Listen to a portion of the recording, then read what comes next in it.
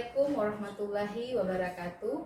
Perkenalkan, nama saya Sepri Eva Deshi, NIM 22303033. Saya adalah guru matematika di SMA Negeri 5 Tanjung Jabung Timur, sekaligus mahasiswi PPG Angkatan 4 tahun 2022 LPTK Universitas Negeri Padang. Pada hari ini, Rabu 5 Oktober 2022, saya akan melaksanakan uji kinerja mahasiswa PPG di SMA Negeri 5 Tanjung Jabung Timur, Provinsi Jambi. Assalamualaikum. Waalaikumsalam warahmatullahi wabarakatuh. Kabar semuanya? Baik, Bu.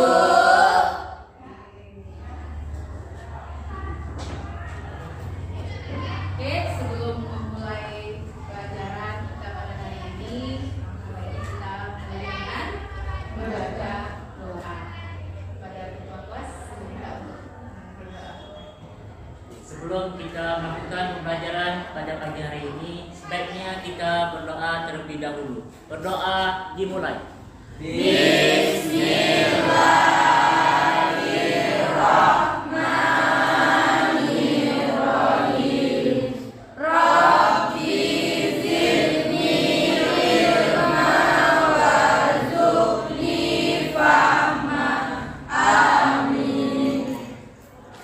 Doa selesai.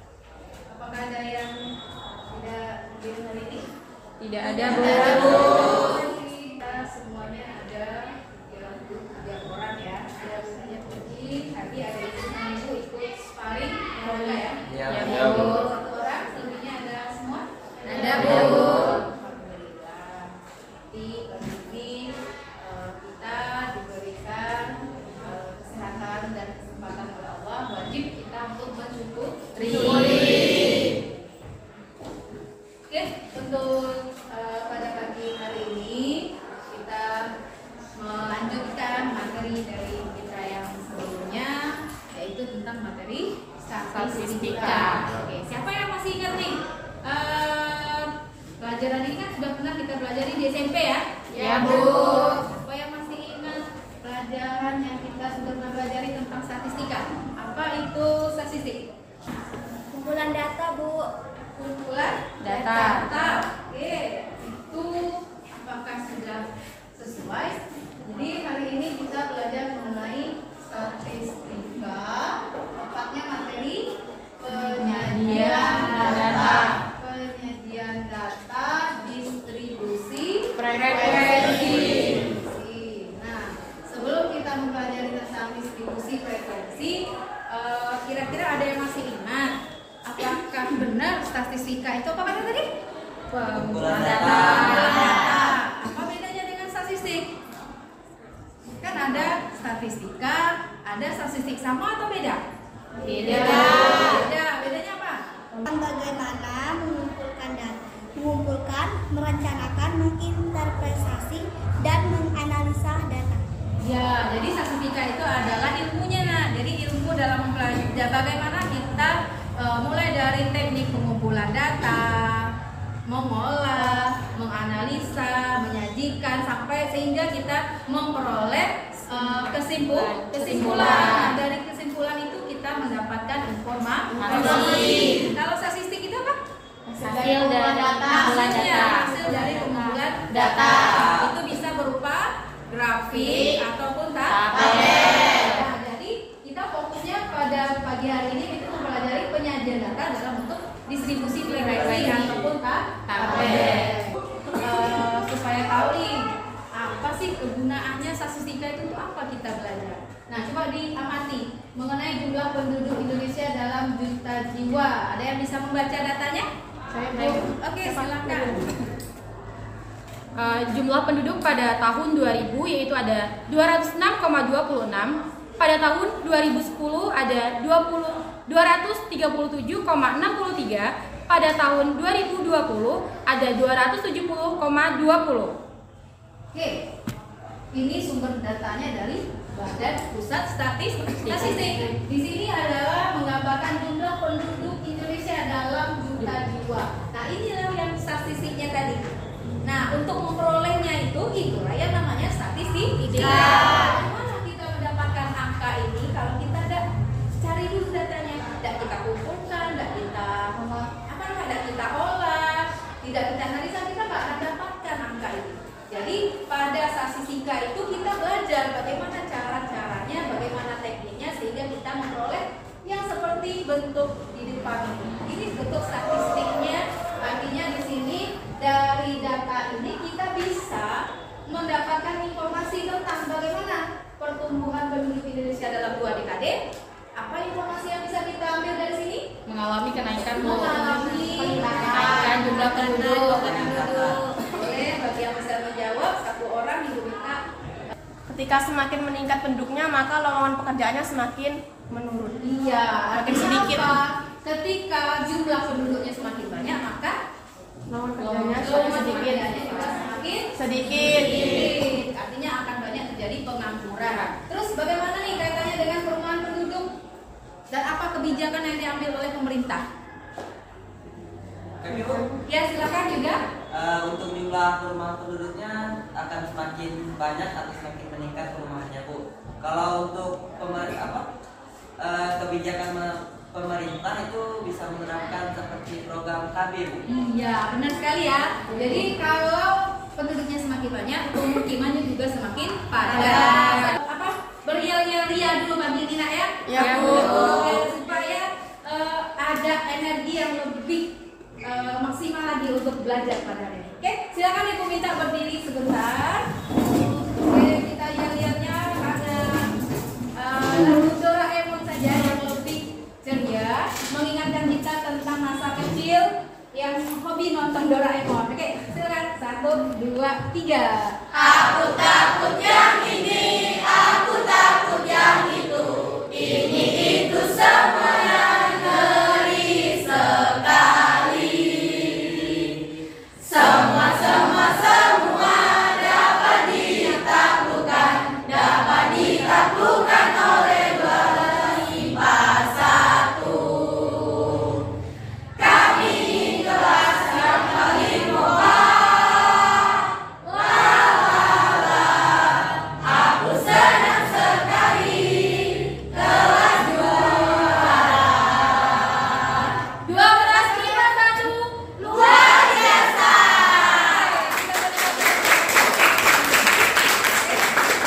Apakah sudah lebih bersemangat? Ya, terasa juga sampai ke sini semangatnya sama Ibu ya. Ya, artinya apabila kita merasa tidak bersemangat, merasa lemah, kita harus menimbulkannya motivasi itu di dalam diri kita sendiri. Ya, oke. Kita lanjutkan untuk materi kita berikutnya. Karena ini kita belajar penyajian data berkelompok atau distribusi frekuensi. Nah, kita di SMP sudah pernah belajar mengenai distribusi data tunggal. Apakah masih ingat mengenai materi distribusi data tunggal? Masih, Bu. Apa? Coba perhatikan tabel nilai ulangan tersebut. Ini data berkelompok atau data tunggal? Data tunggal. Ini data tunggal. Ada berapa jumlah siswanya di sini? Ada 30. Terus informasi apa sih yang bisa kamu sampaikan dari data ini? Apa nih yang bisa kamu dapatkan dari data yang disajikan di depan? Nilai terkecilnya Nah, dan nilai yang paling tinggi.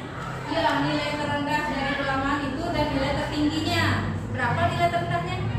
2. Nilai tertingginya? 10. Oke, itu salah satu ya. Salah satu kita bisa mendapatkan informasi mengenai nilai terendah dari kelas ulangan ini berapa dari ulangan. Berarti ada yang masih di bawah KKM. Nah, untuk menentukan berapa banyak yang 2, berapa banyak yang 4, kira-kira kalau datanya banyak ini sulit nggak sih? Sulit. Nah, untuk distribusi frekuensi. Oke, tujuan pembelajaran. Nah, setiap kita belajar artinya ada capaian yang akan kita harapkan nantinya setelah pembelajaran ini selesai. Nah, diharapkan peserta didik apa yang bisa kamu dapatkan nanti setelah ini. Coba Razik, coba bantu Ibu menyampaikan tujuan pembelajarannya. Tujuan pembelajaran diharapkan peserta didik dapat membaca data dalam bentuk tabel distribusi frekuensi, menjelaskan langkah-langkah penyajian data dalam bentuk tabel, menyajikan data dalam bentuk tabel distribusi frekuensi. Kamu mampu untuk membaca serta menginterpretasikan dan mengambil kesimpulan apa yang dimaksudkan dari data tersebut. Nah, data tersebut kalau cuma dalam bentuk tabel, kalau kita tidak mengartikannya, tidak ada menyimpulkannya, ada tak manfaatnya? Kalau misalkan datanya semua data mentah aja, datanya 1, 2, ya. Ada tak manfaatnya? Nah, jadi yang kedua itu langkahnya. Kita nanti belajar bagaimana sih langkah-langkah dalam menentukan distribusi ini, kemudian menyajikan data. Nah, dari data mentah kamu juga biarkan nanti mampu untuk menyajikan dalam bentuk distribusi frekuensi.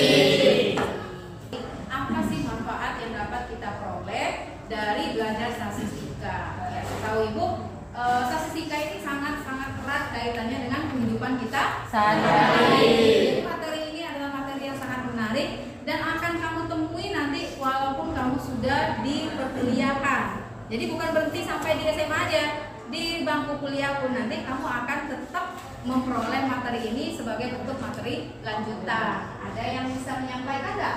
Kira-kira apa sih manfaat statistika itu dalam kehidupan kita sehari-hari? Dalam bidang ekonomi, statistika berperan dalam menghitung pertumbuhan ekonomi, inflasi, jumlah uang yang beredar, tingkat kemiskinan dan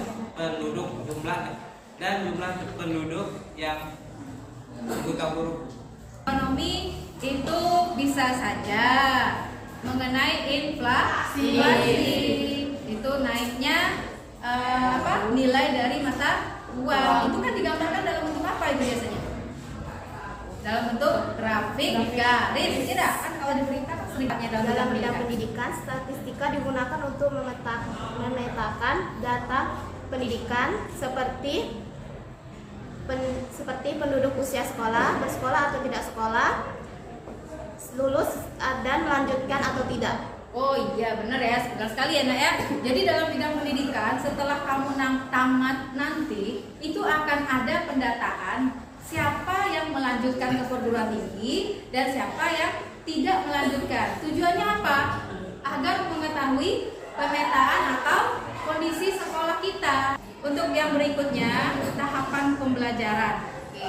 Yang pertama di sini adalah pembelajaran kita akan dimulai dari suatu permasalahan. Nah, karena kita menggunakan problem based learning, nah jadi ada beberapa tahapan yang akan kita laksanakan untuk menyelesaikan permasalahan itu. Yang kedua, itu siswa berdiskusi dengan kelompok menyelesaikan permasalahannya. Artinya nanti apabila dengan mandiri, dengan individu kamu tidak mampu untuk menyelesaikannya, kita punya pilihan berdiskusi dengan kelompok untuk menyelesaikan permasalahan-permasalahan yang kontekstual yang akan diberikan nanti. Kemudian yang ketiga, menyajikan hasil diskusi. Jadi nanti setelah kamu selesai berdiskusi, dipersilakan nanti beberapa kelompok yang mewakili untuk melakukan presentasi. Melihat kemampuan awal kamu terhadap pembelajaran yang kita laksanakan, silakan masing-masing dikeluarkan HP-nya untuk menyelesaikan soal pretest, artinya kemampuan awal dalam materi penyajian data.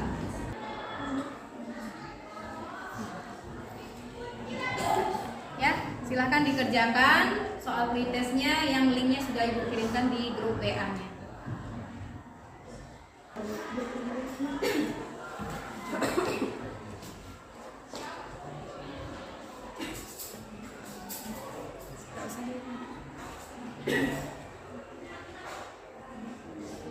Oke, di sini hasil pretestnya sudah bisa langsung muncul di depan dari apa yang sudah kamu kerjakan pada kelompok.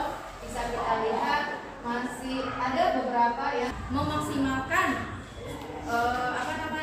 nilai pretest nanti pada proses nanti kita maksimalkan. Yang nilainya 80 nanti bisa 100, yang nilainya 20 nanti bisa lebih bagus. Oke, berdasarkan dari hasil pretest kita tadi, makanya makanya kita harus bersungguh-sungguh di dalam belajar. Kemudian Ibu persilahkan kepada anak-anak Ibu membuka buku paketnya yang ada. Kemudian untuk permasalahan pertama nanti akan ada RKPD-nya akan dibagikan. Permasalahan pertama adalah kita orientasi masalahnya mengenai kasus COVID yang merebak sampai ke seluruh Indonesia, termasuk kota Jambi ya, di Tanjung Jabung Timur, Provinsi Jambi. Ya, salah satu usaha yang dilakukan untuk menekan kasus tersebut. Nah, dari tes tersebut diketahui data usianya. Nah, jadi di sini usia pedagang pasar yang ada di Tanjung Jabung Timur itu sangat bervariatif sekali. 25, kamu sudah jadi seseorang yang sukses. Bisa nggak ya? Bisa. Amin. Ibu doakan mudah-mudahan semuanya sukses. Amin. Oke, nah ini dari data yang ada ya, oke? Agar lebih mudah membacanya, data ini lebih sederhana. Maka data ini diminta untuk menyajikannya kepada distribusi frekuensi. Oke, nah kira-kira bisa nggak? Ini survei terhadap 80 pengusaha dalam suatu pertemuan mengenai pada usia berapa mereka berani untuk memulai usahanya. Jadi hasil survei tersebut diberikan bahwa data disajikan dalam satuan tahun. Nah, di sini bisa nggak kamu lihat untuk datanya usia berapa usia termuda mereka sudah bekerja? 16 ya? 16. Jadi untuk menyelesaikan permasalahan tersebut, anak-anak itu silahkan duduk dalam bentuk kelompok. Kita bagi kelompoknya yang heterogen, bervariasi, tidak perempuan semua, tidak laki-laki semua, tapi semuanya menyatu dalam berbagai kemampuan.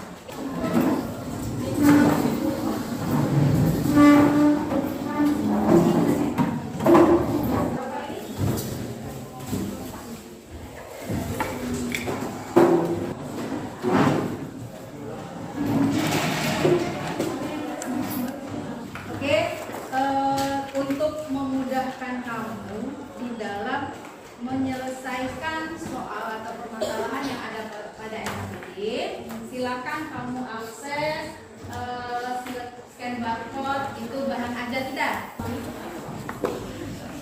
Referensi untuk mempermudah dalam menyelesaikan permasalahan tersebut. Masing-masing silakan dibuka pada halaman 25. Oke, untuk bukunya juga sudah ada ya. Jadi ada 2 sumber yang akan kamu gunakan. Oke, selama kamu mengerjakan ataupun diskusi kelompok, Ibu akan melakukan penilaian, mulai dari penilaian keterampilannya, kemudian penilaian sikapnya, dan penilaian pengetahuannya nanti pada.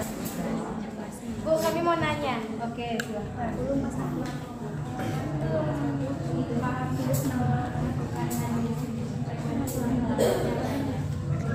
Untuk datanya dilihat terlebih dahulu.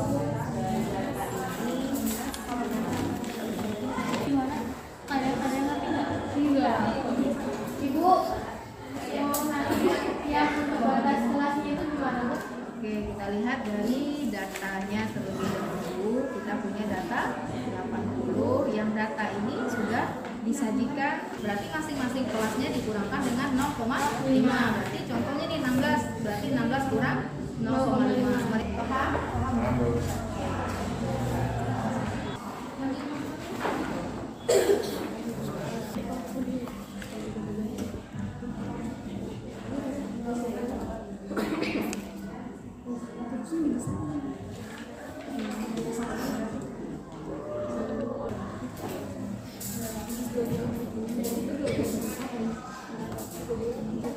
Ini cara menentukan menghitung frekuensinya gimana? Ini sudah jadi semua. Ini datanya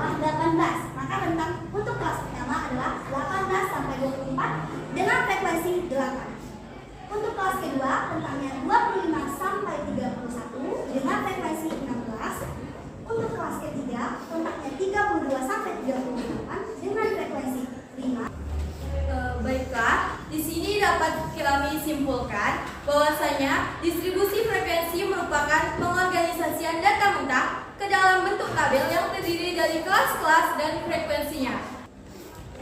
Apakah ada yang mau ditanyakan? Dibuat 7, kenapa tidak 8? Baiklah, terima kasih pertanyaan dari Dewi. Di sini kami akan menjawab pertanyaannya. Silakan Nazila. Untuk pertanyaan tersendiri, mengapa ini dibulatkan menjadi 7? Kenapa tidak 8? Karena angkanya di bawah 5. Jika angkanya di bawah 5, maka dibulatkannya tetap 7. Akan tetapi, jika angkanya di atas 5 atau sama dengan 5, maka dibulatkan menjadi 9. Untuk pertanyaan Bunda, bagaimana cara menentukan banyak kelas dan panjang kelas? Cara menentukan banyak kelas yaitu dengan menggunakan aturan Stargast. Teman-teman yang lain, apakah sudah bisa dipahami? Bisa. Apakah sudah sama hasilnya dengan yang di depan? Sama. Kalau frekuensi artinya jumlah orangnya yang paling sedikit di usia berapa? 32 sampai 38. Assalamualaikum warahmatullahi wabarakatuh. Waalaikumsalam warahmatullahi wabarakatuh. Sebelumnya perkenalkan, nama saya Nuridatul Fatimah dan teman saya. Pulsiana Yustia. Di sini kami perwakilan dari kelompok RA Kartini. Data frekuensi dari permasalahan 2. Kelasnya terdapat 7 kelas.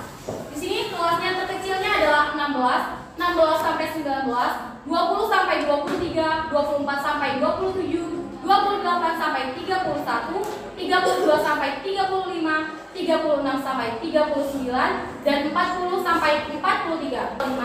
Pada kelas keempat 27,5 sampai 31,5. Pada kelas kelima adalah 31,5 sampai 35,5. Pada kelas keenam 35,5 sampai 39,5. Bandingkan tabel ke-1 dan tabel kedua. Nah, untuk menjawab pertanyaan itu, kita ada 3 pertanyaan. Pertanyaan pertama, apa yang terjadi pada kolom batas kelas? Selang pertama pada batas kelas beririsan dengan selang pada batas kelas kedua. Seharusnya batas atas kelas pertama merupakan batas bawah kelas berikutnya. 8 kelas ya. Tabel kedua pengelompokannya jadi 8 kelas. Nah, apa perbandingannya dan apa yang terjadi dengan batas kelasnya? Ternyata di sini setelah dianalisis oleh dalam menentukan frekuensi. Kenapa akan ganda jadinya? Di sini dia juga ada, di sini juga ada. Artinya akan berpengaruh juga nanti kepada jumlah frekuensi. Kemudian hari ini sebagai bentuk reward yang sudah Ibu janjikan tadi akan ada poin-poin plus hadiah untuk yang presentasi terbaik atau diskusi terbaik jatuh kepada kelompok RA Kartini.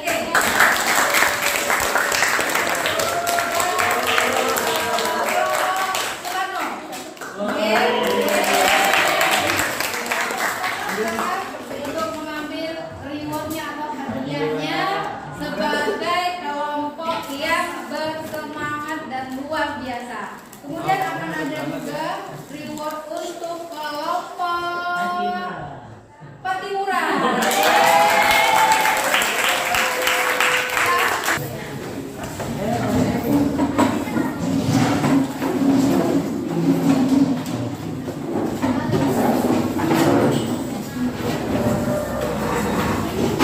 Poster yang soalnya tadi sama dengan saat kita pretest. Jadi soal sebelum belajar dan soal sebelum belajarnya apakah ada perubahan terhadap nilainya?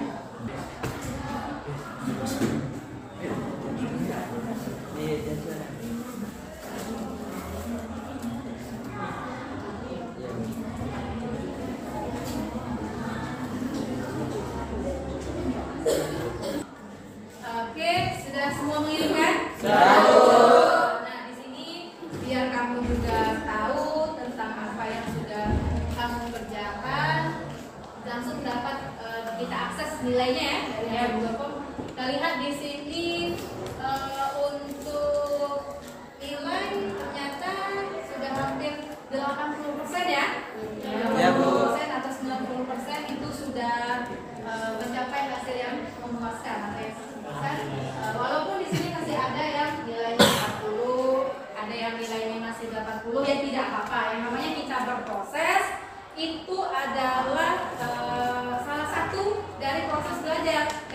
mendapatkan nilai rendah itu tidak mematahkan semangat kita ya. Oke, terima kasih untuk sudah mengerjakan dengan baik. Oke, jadi setelah kita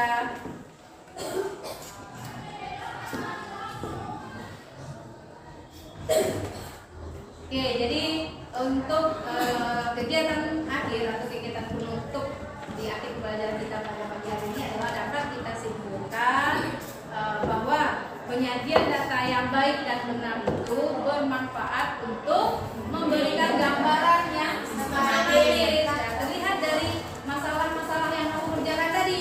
Iya kan? Ya, Bu. Jadi itulah manfaatnya. Jadi dari penyajian data itu kita bisa memberikan gambaran yang sistematis tentang peristiwa-peristiwa yang merupakan hasil penelitian ataupun observasi. Nah, jadi itu dapat memudahkan kita dalam membuat analisa data. Kemudian tabel distribusi frekuensi ini adalah tabel yang terdiri dari kelas dan frekuensi. Ya, dari sini adalah mengorganisasikan dari data mentah ke dalam bentuk tabel yang terdiri dari kelas dan frekuensi. Dengan mengumpulkan ke dalam distribusi frekuensi kita jadi lebih mudah. Nah, siapa yang masih ingat nih apa langkah-langkahnya tuh dalam membuat tabel distribusi frekuensi? Oke, silakan. Ayo kita simpulkan sama-sama. Yang pertama, menentukan jangkauan terlebih dahulu. Itu rumusnya ada Y sama dengan X max dikurang X min. Kemudian ada banyak kelas, yaitu K sama dengan 1 ditambah 3,3 dikali log N. Lalu yang ketiga adalah menentukan panjang kelas, yaitu P sama dengan J per K. Kemudian menentukan batas kelas interval. Kemudian menentukan frekuensi dari setiap kelas interval tersebut. Oke, ya baik. Kita coba lihat bahwasanya langkah-langkah dalam distribusi frekuensi itu adalah mulai dari menentukan jangkauan, menentukan banyak kelas, menentukan panjang kelas, batas kelas sampai dengan frekuensi dari setiap kelas dari interval. Nah, dari proses kegiatan yang sudah kita lakukan tadi, evaluasi dari Ibu secara keseluruhan adalah secara sikap itu sudah hampir 85% menunjukkan sikap yang positif dalam pembelajaran kita, baik itu dari kerjasamanya, dari tanggung jawabnya juga ada, kerja kerasnya juga ada, dan kemudian untuk keterampilannya di sini sudah ada sekitar 70% yang Ibu lihat terampil dalam menyelesaikan masalah dan mempresentasikan hasil dari pemecahan masalah. Kemudian untuk untuk sebagai proses perbaikan pembelajaran kita ke depan, mari kita refleksi kegiatan kita pada pagi hari ini, kira-kira menggambarkan bagaimana perasaanmu setelah melaksanakan pembelajaran ini, apa yang kamu sukai dari pembelajaran ini, dan apa yang kamu pahami dari pembelajaran ini. Jadi nanti akan ada 3 lembaran yang akan dibagikan, mulai dari evaluasi latihan yang berisikan 2 soal. Kalau 2 soal, kemudian lembar evaluasi, kemudian angket atau lembar pertanyaan untuk siswa, silakan diisikan nanti dalam waktu yang Ibu siapkan sekitar 5 menit ke depan. Oke, silakan dibagikan sama masing-masing bangku aja ke depan, mengambil ke depan. Masing-masing kelompoknya silakan mengambil ke depan.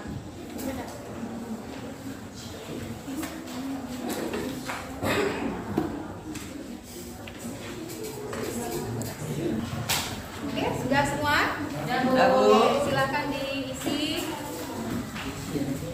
Untuk evaluasinya atau sebagai latihan kita secara keseluruhan tentang proses pembelajaran kita dari awal sampai akhir. Kemudian sekaligus nanti referensinya juga.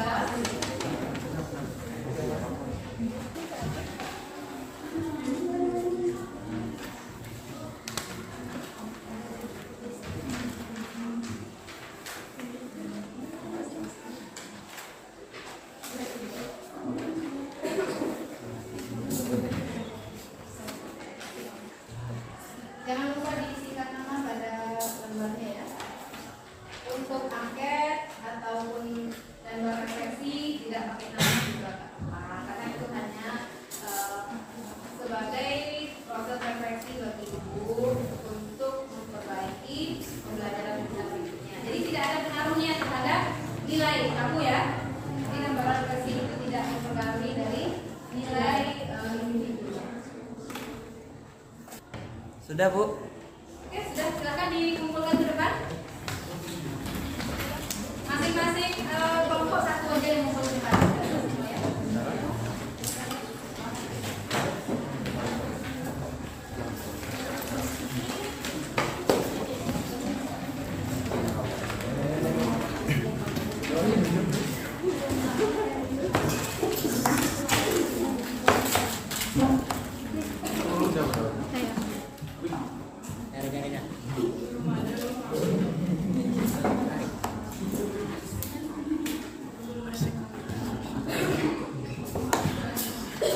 Oke, untuk sebagai untuk latihan di rumah, silakan nanti kerjakan soal yang latihan yang ada pada materinya untuk dibahas atau sebagai bentuk mengingat kembali materi yang sudah pernah kita pelajari. Karena kan sering lupa ya, makamnya pas belajar dari rumah lupa lagi. Nah, jadi silakan nanti kerjakan soal latihan pada bahan ajar untuk nomor 1 itu mengenai penyajian data.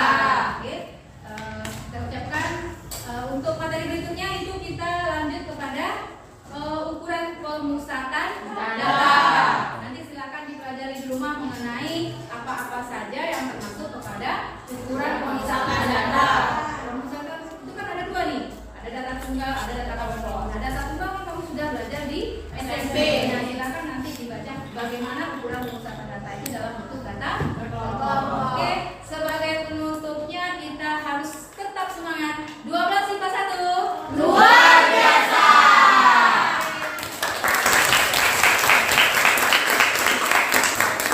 Oke, untuk mengakhiri pembelajaran hari ini, marilah kita tutup dengan berdoa. Oke, silakan ketua kelas untuk memimpin doa. Sebelum mengakhiri pembelajaran siang hari ini, baiknya kita berdoa. Berdoa dimulai. Bismillah.